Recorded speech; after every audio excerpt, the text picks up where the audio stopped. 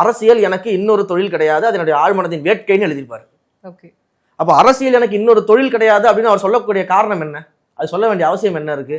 ஏன்னா நான் இங்க சம்பாதிக்க வரல, நீங்க எனக்கு நிறைய கொடுத்துட்டீங்க, நான் திரும்ப உங்களுக்கு ஏதாவது செய்யணும்னு ஆசைப்படுறேன், உங்களுடைய வாழ்வாதாரத்தை முன்னேற்றணும்னு ஆசைப்படுறேன், அதற்காக நான் வந்திருக்கிறேன் அப்படின்றதுனால தான் அதை திரும்ப மக்கள்கிட்ட பதிவு பண்றாரு. ஓகே. விஜய் அவர்கள் வந்து அரசியல் ஒரு தொழில் கிடையாது, அது என்னுடைய வேட்கை அப்படின்னு சொல்லும்பொழுது தாவேக்காவினர் அனைவருமே அந்த வேட்கையோட செயல்படுறாங்களா? அந்த வேட்கையோட தான் செயல்படணும்னு நாங்கள் சொல்றோம். இன்னும் வந்து அரசியல் அப்படிங்கிறது வந்து 2 ஆண்டுகள் மட்டுமே அரசியல் கிடையாது, இல்லை வந்து இந்த 2026 தேர்தல் மட்டுமே அரசியல் கிடையாது. ஒரு 30 ஆண்டு காலம் 40 ஆண்டு காலம் இந்த கட்சி பயணிக்க போது, இந்த மக்களோட இருக்க போகுது, முதன்மை சக்தியாக இருக்க போது, ஆட்சி கட்டல் இருக்க போகுது.